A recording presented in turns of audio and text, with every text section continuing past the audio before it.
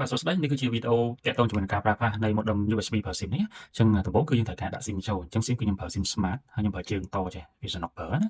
យើងប្រើ SIM ទូចក៏បានដែរគ្រាន់តែថាវាអាចពិបាកដកបន្តិចអញ្ចឹងគាត់ដាក់ SIM ហ្នឹងចូលទៅក្នុងប្រឡោះនេះមកហើយដាក់វាឲ្យសុបគេអញ្ចឹងប៉ុណ្ណឹងសុបហើយនេះគឺជាឈ្មោះជាមួយនឹង password របស់វាអញ្ចឹង password ដើមរបស់វាគឺលេខប៉ុណ្ណឹងយើងអាចដូរបាន password ហ្នឹងណាគេបន្ទាប់មកយើងដោតជាមួយនឹង power bank មកដោតជាមួយ power bank ក៏បានដោតជាមួយឆានសាកទូរស័ព្ទក៏បានដែរបើ power bank អញ្ចឹងការដោតភ្លាមវានឹងលុបភ្លើងចេញចេះអញ្ចឹងឥឡូវវាលុបភ្លើងក្រហមដោយសារវាអត់ទាន់ស្គាល់ SIM ទេអញ្ចឹងយើងរងចាំផ្លែតអញ្ចឹងភ្លើងរបស់វាមានពីរមានទីមួយជាសេវា Wi-Fi ទីមួយទៀតជាសេវាទូរស័ព្ទអញ្ចឹងចាំមកវាដំណើរការសិនយើងអាចភ្ជាប់ជាមួយនឹងទូរស័ព្ទយើងប្រើបានដែរអញ្ចឹងវាដំណើរការហើយយើងអាចពិបាកមើលតិចភ្លើងវាគឺមានភ្លើងពណ៌ខៀវនិងបៃតងអាហ្នឹងមានថាដំណើរការណាបើភ្លើងពណ៌ក្រហមគឺអត់ដំណើរការទេអញ្ចឹងឥឡូវយើងភ្ជាប់ជាមួយនឹងទូរស័ព្ទរបស់យើងតែម្ដង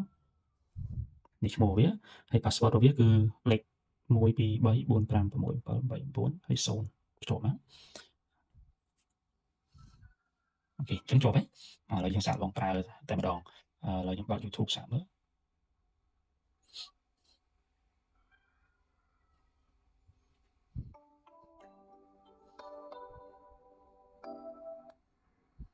នឹងខ្លួនឯងខ្លាំងមិនណាអញ្ចឹងដំណើរការគឺល្អមែនតើអាហ្នឹងអាស្រ័យទៅលើទីតាំងជាមួយនឹងសេវារបស់យើងដែរអញ្ចឹងនេះគឺល្អណាស់ព្រោះលូនតែម្ដង